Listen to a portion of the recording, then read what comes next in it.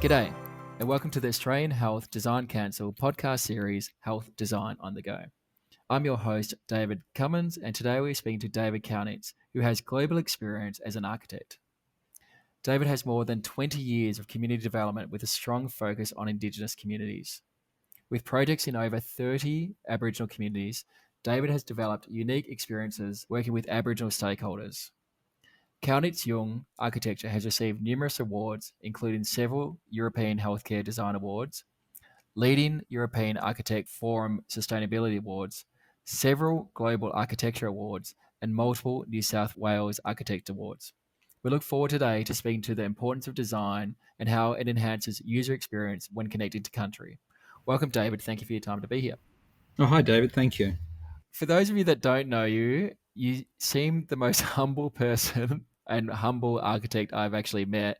To have that bio of multiple global awards, multiple European awards, multiple sustainability awards, and multiple local awards is an absolute credit to you, your team, and the effort you put in. What drives you to succeed so well? We're architects and we like to make beautiful buildings that people use and make lives better. But from the earliest days of working with community, it's become a kind of intoxicating experience, really, to help people realize projects and high quality architecture where it wouldn't normally be seen or experienced, and to see the positive effect that has on people's lives, whether it's even just having a great piece of architecture in the community that otherwise wouldn't have been there. But obviously supporting their improvement in their life is a great privilege, to be honest. I think a lot of architects say they understand the importance of connecting to country with design, but I've seen a few bad examples of that. How important is it to get the correct need to speak to users, and what are the design principles that you guys follow when it comes to connecting to country? Yeah. Connecting with country was not a thing when we started, per se.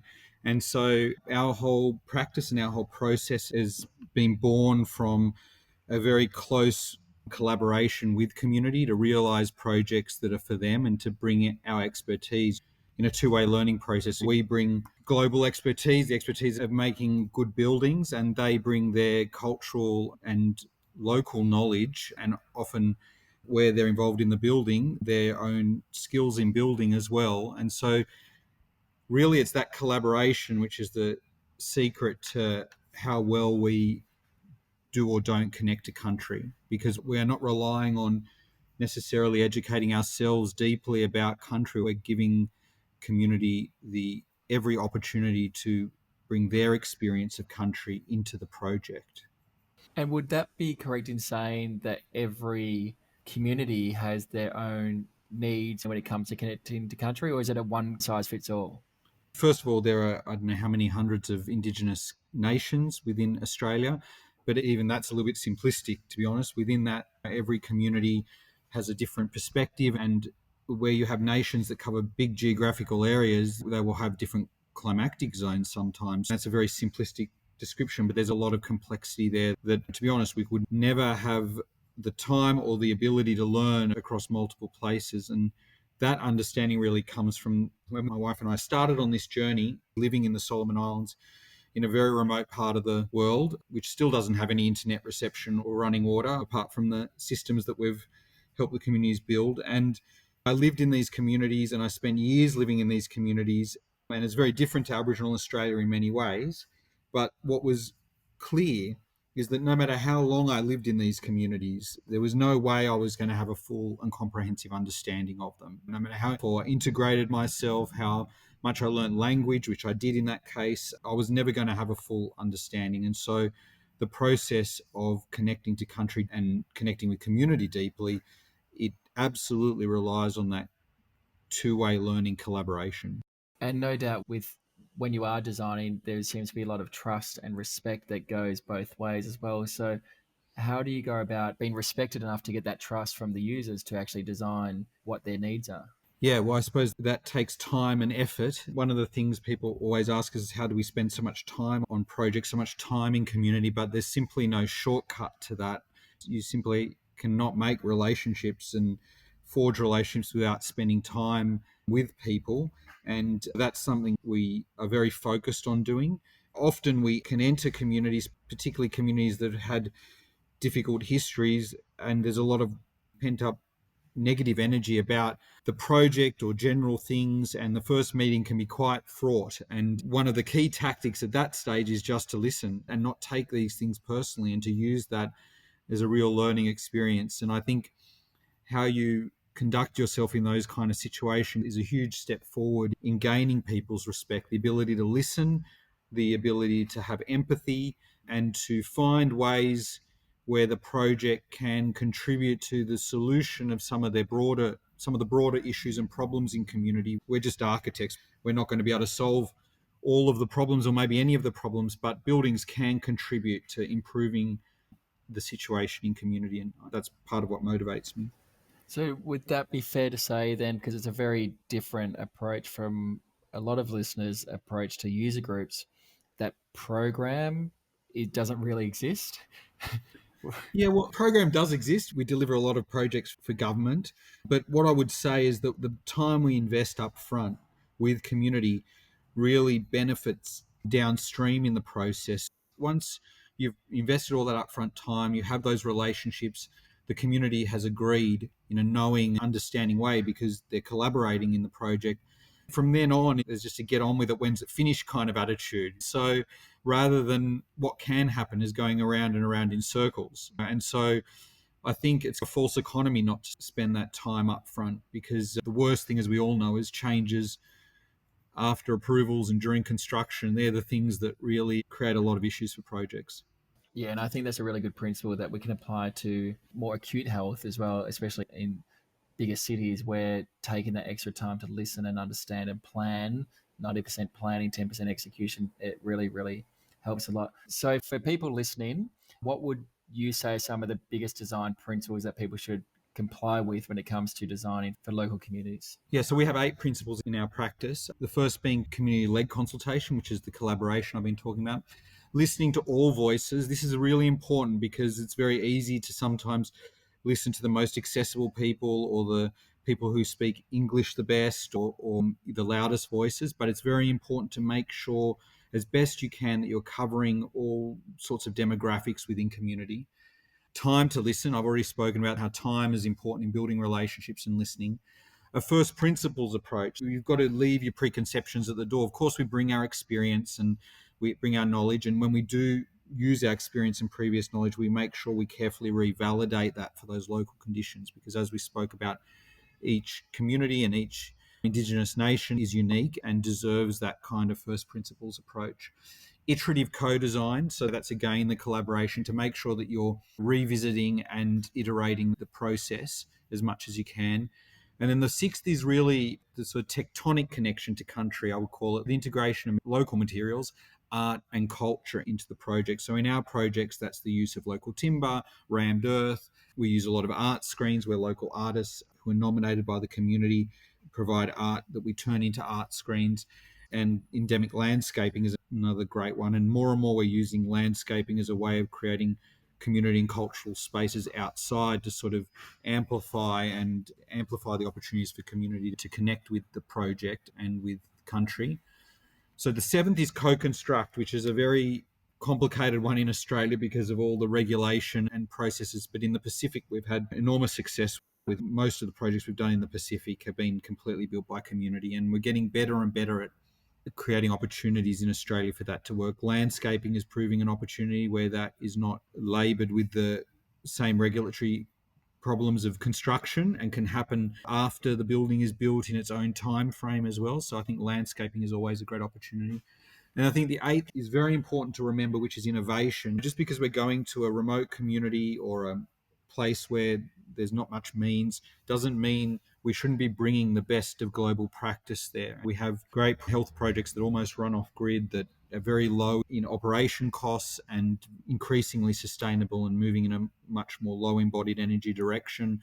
And the health planning is just as sophisticated as anywhere. So these 8 principles are really what guide us in all our projects.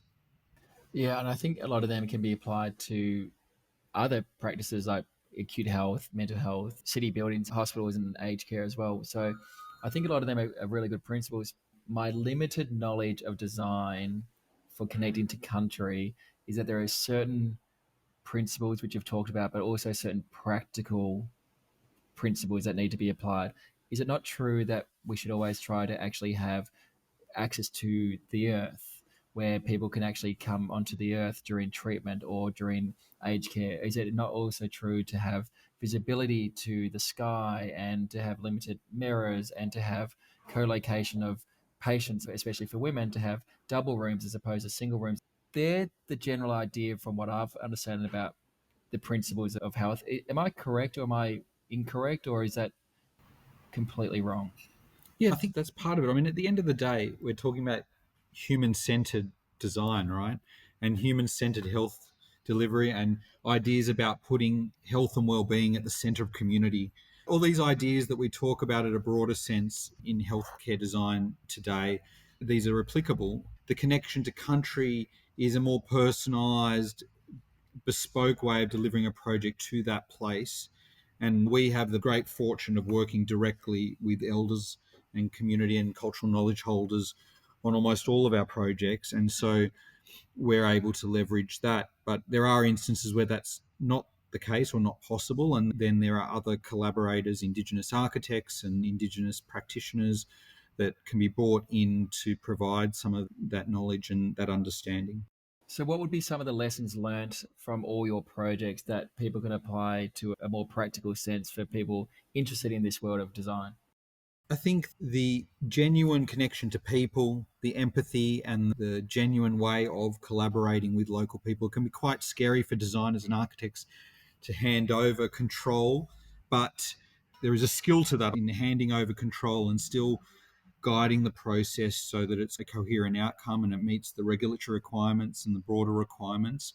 Honest conversations with stakeholders about some of those things is also completely appropriate, that they understand why certain things are. And certainly with our buildings, where we're designing in very traditional communities, quite modern health buildings, there is an acceptance that it's not a completely cultural traditional building.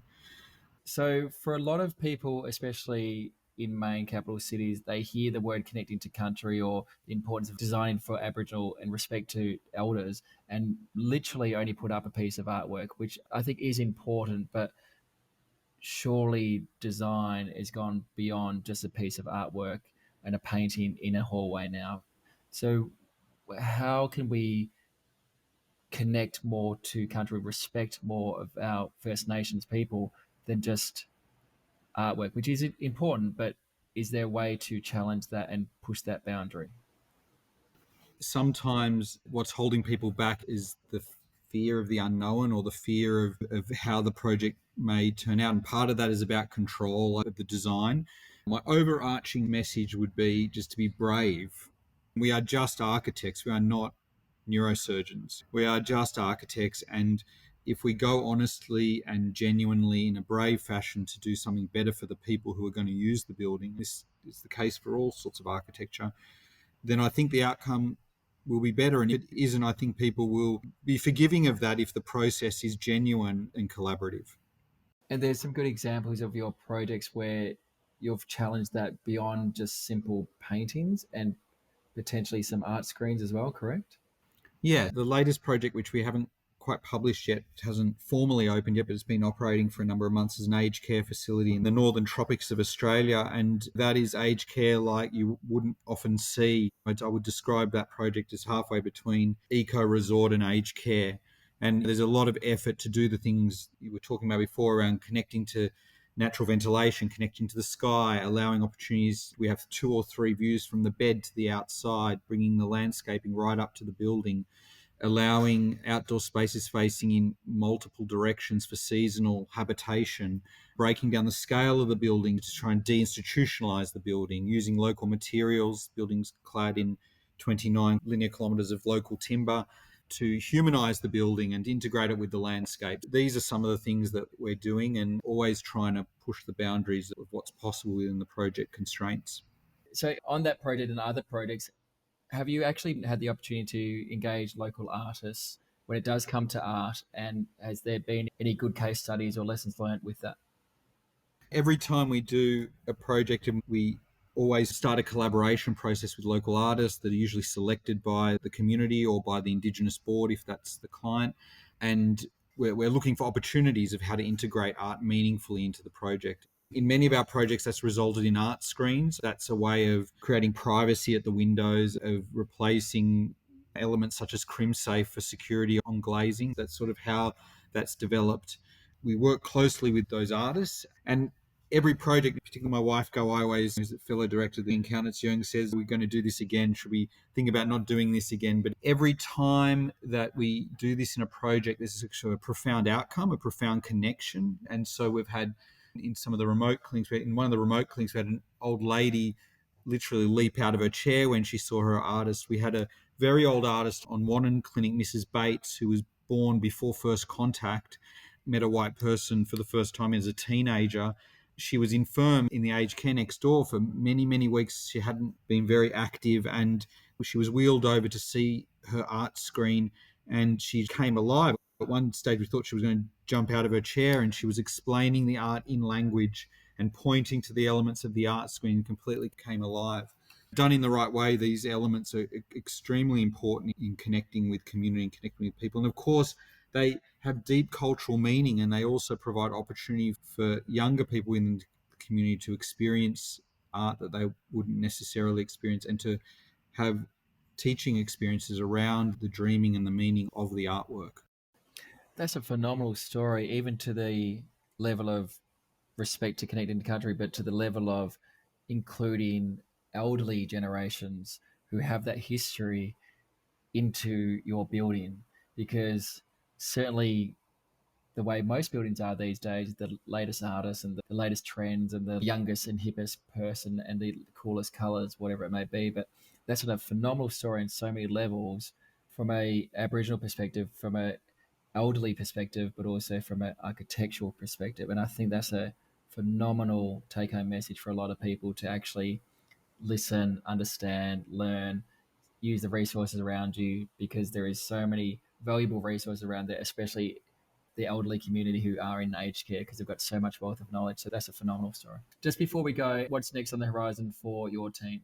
So at the moment, we're working on a whole series of Indigenous aged care projects that are going to take aged care to sort of develop the ethos we've been developing over a number of years to a sort of another level. And some of those are in extremely remote parts of the country. One of those is right in the middle of the desert. So that's very exciting. We're working on a Series 3 remote art centres as well.